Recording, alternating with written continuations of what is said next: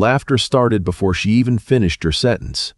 Vivienne Holt had been standing in the doorway of the 32nd floor conference room for exactly 4 seconds when Senior Vice President Randall Cross looked up from his leather chair, took one look at her, and laughed. Not a polite laugh. Not the kind that comes from surprise. The kind that comes from certainty. From a man who has decided, in the space of a single glance, that he already knows everything he needs to know about you. "Can I help you, sweetheart?" he said, and the word sweetheart landed in the room like a hand pressed flat against a table. Vivienne didn't flinch. She had learned, a long time ago, not to flinch. The conference room at Meridian Capital was the kind of room that was designed to make certain people feel small. 40 feet of glass overlooking the Chicago skyline. A table made from a single slab of reclaimed walnut that probably cost more than most people's first cars. 12 high-back chairs, all occupied by people in dark suits who had now stopped their side conversations to look at the young woman standing in the doorway with a leather portfolio under her arm and absolutely nothing on her face. "I was told this was the Meridian quarterly strategy session," Vivienne said. "I'm in the right room." Randall Cross leaned back in his chair. He was 53, silver-haired, and wore the particular expression of a man who had been told he was impressive for so long that he had stopped questioning it. He gestured around the room with one hand. "Honey, this is a closed meeting, senior partners only." He paused. "Did someone send you up with coffee?" A few people shifted in their seats. One woman near the window looked down at the table. One man, younger in a gray suit, studied the ceiling. Vivienne walked into the room and sat down. Not at the edge. Not in the empty seat closest to the door, the one that said, "I know I don't fully belong here." She walked to the far end of the table, pulled out the chair directly across from Randall Cross, and sat down like she had been sitting in that exact spot every quarter for the last decade. The room went very quiet. "I think," Randall said, and his voice had shifted now, still condescending but with a thin wire of irritation running underneath it. "There's been some confusion. This meeting is for decision makers. Not," he paused, and the pause itself was its own kind of dismissal, "not for assistants." "I understand," Vivienne said. She opened her portfolio. Inside was a single document, 12 pages, spiral-bound, with a blue cover. She set it on the table in front of her with both hands, the way you set down something you've carried carefully for a long time. Randall looked at the document. Then he looked at her. Then, because he was a man who had built a career on never being the one who looked confused first, he laughed again. "What is that?" "The proposed restructuring framework for Meridian's Western Portfolio Division," Vivienne said, "which is what this meeting is for. Correct?" The man in the gray suit stopped studying the ceiling. Randall Cross set his pen down. "Young lady," his voice had gone very flat, "I don't know who sent you up here or what you think you're doing, but—" "Randall." The voice came from the doorway. It was not loud. It did not need to be. "Vivienne Holt, chairman and founder of Meridian Capital. The man whose name was on the building's donor plaque in the lobby downstairs. The man who had built this company from a 2-desk office in 1987 to a firm managing $4 billion in assets, walked into the conference room carrying a paper cup of coffee from the cart on the 28th floor, because Vivienne Holt had always believed that a man who stopped getting his own coffee was a man who had started losing his instincts. He was 67. He wore a brown suit that had been custom-made in 1998 and retailored 4 times since. He had a face like old wood, weathered, quiet, and harder than it looked. He looked at Randall Cross. He looked at the room. And then he looked at Vivienne, who had not turned around, and said, "I see you found the right floor." "I did," she said. Vivienne pulled out the chair beside her and sat down. He set his coffee on the table. He looked around the room at 12 very still, very attentive faces. "Before we start," he said, "I want to make sure everyone's had a chance to introduce themselves to our new Managing Director of Strategic Development." He nodded once toward Vivienne. This is my daughter. Let's go back. Because Vivienne Holt did not walk into that conference room by accident, and what happened in that room did not happen because she was lucky, or because of who her father was, or because the universe decided to be kind to her on a Tuesday afternoon in October. It happened because of 7 years. 7 years of work that nobody in that room had bothered to look for, because they had already decided, the moment they saw her, that there was nothing worth finding. Vivienne was 28 years old. She had a master's degree in financial analysis from the University of Michigan and had spent 3 years before that working as a junior analyst at a mid-size investment firm in Detroit, where the senior partners routinely forgot her name and remembered her coffee order. She had left that firm not because she was asked to leave, but because she had spent enough time in rooms that were not designed for her and had finally decided she was done being patient about it. She had spent the next 4 years building her own research, independently, without a team, without a budget, without anyone asking her to. The Western Portfolio division of Meridian Capital had been underperforming for 6 quarters. Vivienne had been watching it. She had built a model, careful, obsessive, cross-referenced against 3 years of market data that showed exactly where the losses were coming from and exactly what needed to change. She had spent 8 months on it. She had run it past 2 former professors and a retired CFO she had met at a conference in Cincinnati who had read the whole thing in one sitting and then called her the next morning at 7:15 to say he thought she was right. She had sent the full analysis to Vivienne Holt's office 6 weeks ago. Eugene had called her 2 days later. She had not told anyone that Vivienne Holt was her father, not because she was hiding it, but because she had learned, the hard way, what happened when people found out. The way a room shifts, the way eyes move, the way credit rearranges itself, quietly and without announcement, until the work is no longer hers. She wanted the work to be hers first. Then she would let them know whose daughter she was. Randall Cross did not take it well. That was perhaps an understatement. He sat very still for a moment after Eugene spoke, the kind of still that is not calm, the kind that comes just before a person decides what to do with information they do not know how to hold. "Your daughter," he said. "That's right," Eugene said. Randall stopped, started again. "You didn't." He looked at Vivienne, then at Eugene, then at the document on the table in front of Vivienne, the blue-covered spiral-bound thing he had glanced at and dismissed 30 seconds ago. "Eugene, you didn't mention."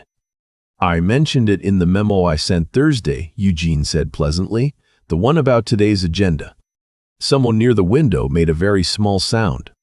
Randall had not read the Thursday memo. This was now obvious to everyone in the room, including Randall. He had a habit, everyone on this floor knew it, of having his assistant pull the key bullet points and brief him verbally while he was in the elevator. He found reading memos himself to be an inefficient use of his time. "I see," Randall said. He picked up his pen. He set it down again. Vivienne had not looked at him since her father walked in. She was looking at the document in front of her, making a small note in the margin with a pencil. The same light, unhurried movement she might make sitting alone at her kitchen table on a Saturday morning. "Should we begin?" Eugene said. The meeting lasted 2 hours and 17 minutes. Vivienne presented the restructuring framework. She went through it page by page, the underperforming assets, the reallocation proposal, the 3-year projection, the risk analysis she had built from scratch and run 4 times to make sure the numbers held. She spoke clearly and without apology and did not look to anyone for confirmation when she made a point. There were questions. Some of them were good questions. A few came from the woman near the window. Her name was Claudette Bauer, one of the senior partners, and she pushed back on the timeline for the Eastern reallocation and made Vivienne defend her projection twice before she nodded, slowly, and wrote something down. Randall Cross asked no questions. He sat in his chair for 2 hours and 17 minutes and looked at a fixed point somewhere above Vivienne's left shoulder and did not say a word that was not a direct response to Eugene. When the meeting ended, people filed out. There was the usual noise of chairs and papers and phones waking back up. Claudette Bauer stopped beside Vivienne on her way to the door and said, quietly, "The Detroit market data on page 9. Where did you source that?" "Independent research," Vivienne said. "I can send you the full data set." Claudette looked at her for a moment. "Yes," she said, "do that." Then she left. Randall Cross was the last person in the room besides Vivienne and Eugene. He stood at the door with his jacket already buttoned, looking at Vivienne with an expression she had seen before on other faces in other rooms, something between wounded pride and the beginning of a recalculation. "Vivienne," he said, "just the name, nothing attached to it." She looked up from where she was gathering her papers. "I think," he started, and then he stopped. And then he started again, because Randall Cross was not a man who admitted things directly. "I think there may have been some miscommunication earlier about the nature of today's." "There wasn't," Vivienne said. She said it simply, not with heat, just as a fact, the way you state that the sky is a certain color. Randall stood in the doorway for another moment, then he left. Eugene waited until the sound of his footsteps faded down the hall. Then he looked at his daughter. "Coffee?" he said. "Please," she said. "There are things people do not tell you about being underestimated. They tell you the story ends with triumph. And sometimes it does. Sometimes you get the moment, the room, the quiet, the face that finally has to reckon with what it got wrong about you. Sometimes the universe lines it up so cleanly that it almost feels staged. The wrong person says the wrong thing in front of exactly the right person, and the whole thing tips over like a house of cards that was only ever held up by someone's certainty about how the world was supposed to work. But that's not actually the hard part. The hard part is the 7 years before that moment, the 3 years in Detroit, where she answered emails at midnight and prepared analyses that were presented in meetings she was not invited to. The year she built her model in a one-bedroom apartment with a second-hand monitor and a subscription to a financial database she paid for out of her own salary. The 6 weeks she waited after sending the proposal, not knowing if Eugene had read it, not knowing if she had gotten the numbers right, not knowing if any of it was going to matter. The hard part is deciding over and over again not to flinch. Vivienne Holt had learned this the way most people learn the things that actually matter. Slowly, imperfectly, and without anyone watching. She took the elevator down to 28 to get coffee with her father. It was the same elevator she had taken up, alone, at 8:47 that morning. Small, mirrored, with a brushed steel panel of buttons, she had stood in it looking at her own reflection and thinking about nothing in particular, which was something she had trained herself to do before important rooms. Empty the mind, hold the work. Let everything else wait. Now Eugene stood beside her, coffee cup still in hand, looking at the floor numbers descending. "Claudette's going to call you," he said. "I know." "Randall's going to be a problem for a while." "I know." Eugene nodded. He had a way of nodding that meant he was done with a subject not because it was resolved, but because it had been acknowledged enough. "The board presentation is the 15th, he said. "That's when we make the announcement official." Vivienne said nothing. She was watching the numbers. "You don't have to wait until the 15th, he said. "If you'd rather—" "I'll wait," she said. Eugene looked at her. She looked at the numbers. "You're very much like your mother," he said. He did not say it like a compliment or like a criticism. He said it the way you say something true about the weather.